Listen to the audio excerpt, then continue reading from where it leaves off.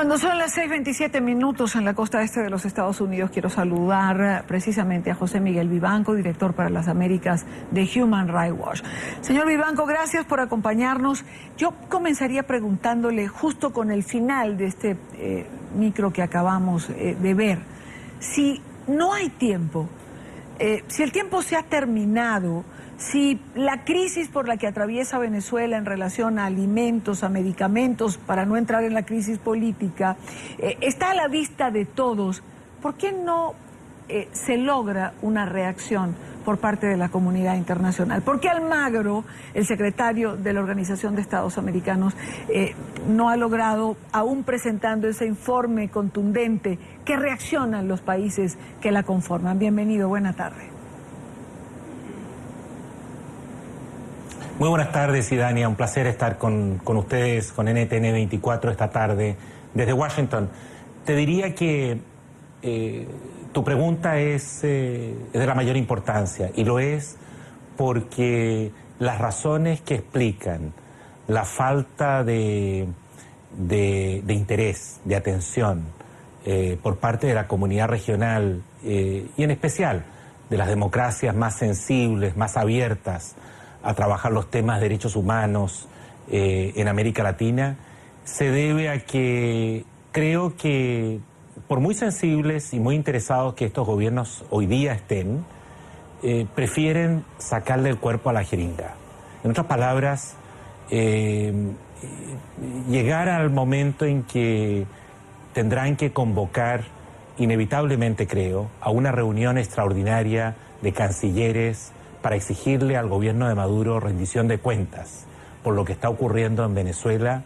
Creo que prefieren agotar otras vías, otras instancias y comprar la ilusión que otras fórmulas van a resolver el problema de Venezuela, como por ejemplo el diálogo. El diálogo encabezado por Rodríguez Zapatero no ha servido para nada, ha sido totalmente inútil, al contrario, no ha mejorado, ha empeorado la situación de derechos humanos en Venezuela durante los últimos meses, precisamente durante este periodo de diálogo. Ahora han persuadido al Vaticano para que interfiera, para que interceda y trate de mediar en la crisis de Venezuela, donde, para sorpresa de muchos, el Vaticano no ha puesto condición alguna.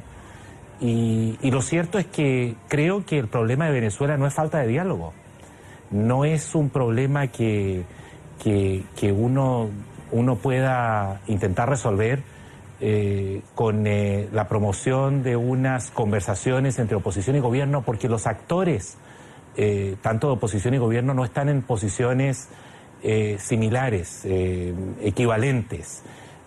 Tampoco hay una responsabilidad compartida respecto a la crisis humanitaria, la crisis política de Venezuela. Aquí la asimetría es enorme entre gobierno y oposición. La oposición y la sociedad civil y los pocos medios independientes que subsisten son víctimas de un régimen cívico-militar que ha acumulado unas cuotas enormes de poder. No hay institución democrática capaz de frenar estos abusos o de sancionarlos o prevenirlos en Venezuela, porque el Poder Judicial ha sido cooptado. Es un cuerpo de jueces abyectos que simplemente obedecen las instrucciones de Miraflores. En tales circunstancias, si el diálogo no es capaz, a priori, de producir la liberación de los presos políticos, de terminar con la censura, de restablecer un mínimo de ordenamiento democrático, de Estado de Derecho, en el sentido de que haya instituciones capaces de frenar estos abusos, cosa que no ocurre con el Poder Judicial, ni menos aún con el Consejo Nacional Electoral en Venezuela. Si no hay esas condiciones para exigir, por ejemplo, el fin de la brutalidad y la tortura por parte del SEBIN y de sus arrestos arbitrarios, de nada va a servir las gestiones de diálogo, porque aquí no hay, insisto, unos actores que tengan posiciones de poder similares y que simplemente conversando entre ellos puedan resolver la crisis. Al contrario, se trata de un régimen que se aferra a cualquier precio al poder, y lo que corresponde hacer entonces es ejercer presión multilateral desde la perspectiva de la OEA, invocando la Carta Democrática y exigiendo la rendición de cuentas por parte del gobierno de Maduro. Cuando uno revisa, señor Vivanco, lo que ha ocurrido en los últimos días en Venezuela en relación al revocatorio, cuando escucha el pronunciamiento de los funcionarios del gobierno de Nicolás Maduro, creo que muchos han llegado a la conclusión, por lo menos es lo que recogí en un evento de expresidentes que se realizó en Miami hace unos días, y uno de los temas era Venezuela, que ha llegado la hora de dejar los eufemismos de lado. Es decir, ha llegado la hora de llamar a las cosas por su nombre, ha llegado la hora de decir que en Venezuela hay una dictadura. Pero sorprende que paralelamente a esto, el Vaticano inicie su mediación en este proceso de diálogo. ¿Cómo convencen al Vaticano con todas estas pruebas de las que usted mismo habla? La tortura, los presos políticos, la crisis humanitaria que implica medicamentos, falta de alimentos, la represión hacia diferentes sectores sociales. Y Dania, es muy difícil responder tu pregunta porque yo creo que el Vaticano ha sido sorprendido en su buena fe. No tengo otra explicación. Me pides una reacción honesta y te la estoy dando. No creo que esto haya sido pensado con rigurosidad, con detenimiento. Y lo digo porque el récord del gobierno de Maduro muestra que lo que quiere es simplemente comprar tiempo, impedir el referéndum revocatorio y asegurarse que nada cambie en Venezuela. Y aspirar a que los precios del petróleo suban para así contar con los recursos que les permitan seguir gobernando en Venezuela. La crisis humanitaria es realmente de una profundidad, de una magnitud extraordinaria y especialmente afecta a los sectores de más bajos ingresos, a los niños, a las mujeres que no tienen mayores recursos y que dependen de la salud pública en Venezuela. Hoy día deben, de acuerdo a nuestro informe, comprar medicamentos, antibióticos, analgésicos, anticonvulsivos, comprar guantes quirúrgicos, gasas esterilizadas, porque no hay bisturí, no hay agujas, no hay jeringas. Traerlo todo eso y comprarlo en el mercado negro a precios exorbitantes, sin ninguna garantía de calidad. En otras palabras, puede tratarse de medicamentos o de insumos que están vencidos, pero eso es lo que hay. Y en esas circunstancias están operando enfermeros y médicos en Venezuela, con un gobierno que además, por razones ideológicas, se niega a reconocer esta realidad y a pedir y a implorar ayuda del extranjero, colaboración, cooperación internacional que existe para paliar esta crisis, porque no está dispuesto a aceptar su fracaso.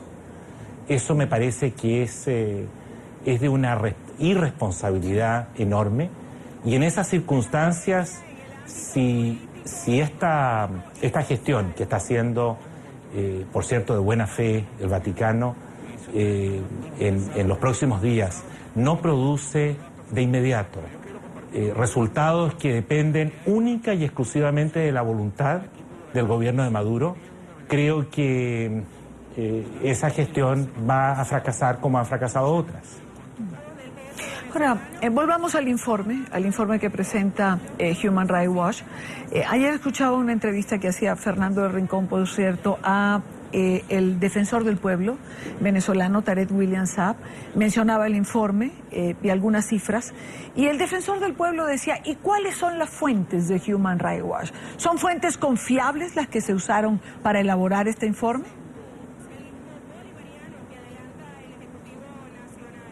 Mire, las fuentes son múltiples. Entrevistamos a más de 100 personas, la gran mayoría médicos y enfermeros.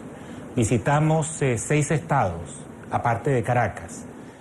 Pudimos filmar dentro de los hospitales, con grave riesgo, no solo para nuestro equipo, sino también, por supuesto, para operadores de la salud, para funcionarios y para pacientes.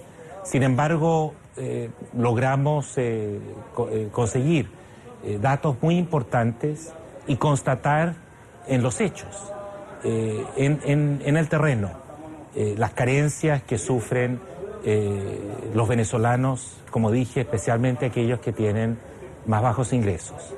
Pero cuando se trata de fuentes, quizás uno de los datos más interesantes, más valiosos de este informe, son fuentes precisamente oficiales, Idania.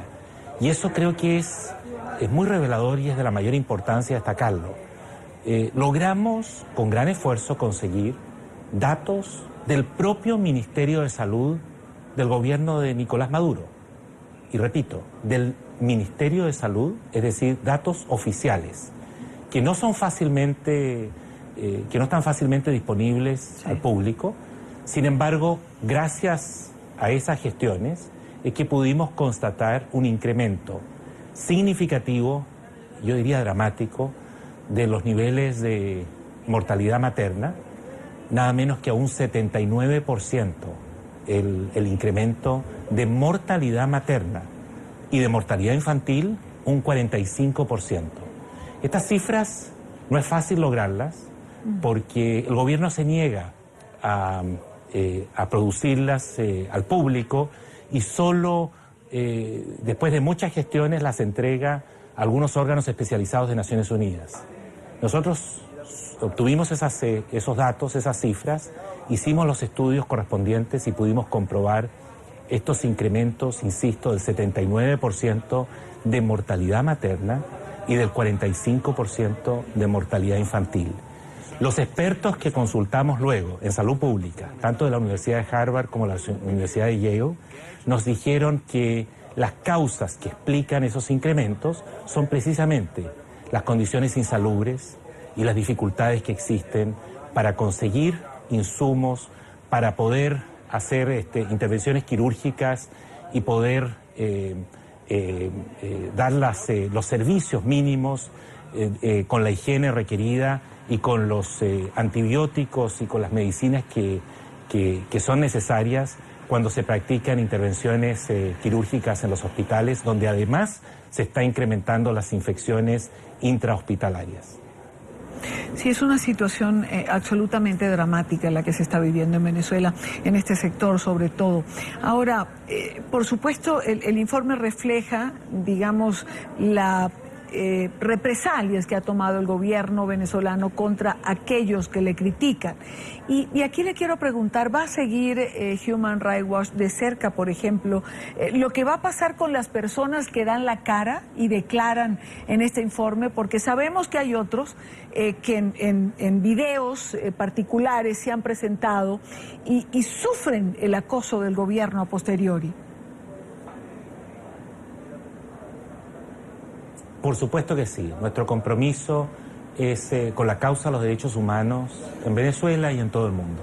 Y aquellos que se atreven a denunciar, tanto frente a nuestras cámaras o frente a otros medios de comunicación nacionales o internacionales, lamentablemente asumen riesgos, y riesgos muy serios, que pueden afectar su libertad personal, pueden significar persecución, acoso, intimidación, golpizas, arbitrariedades de todo orden, sin que exista amparo por parte de autoridades judiciales, porque el Poder Judicial está totalmente subordinado al régimen. En esas circunstancias, nuestro compromiso, por cierto, es seguir examinando con el mayor rigor y con la mayor objetividad la situación que se vive en Venezuela y, por cierto, también seguir muy de cerca los casos documentados, pero también los testimonios recogidos para tratar de impedir, de evitar que aquellas personas que voluntariamente, de buena fe, participaron en estos videos y nos cooperaron, no sean objeto de represalias mayores. Quiero agradecer a José Miguel Vivanco, director para las Américas de Human Rights Watch, por estar con nosotros estos minutos en NTN. Buena tarde, señor Vivanco, gracias. Al contrario, un placer estar con NTN 24.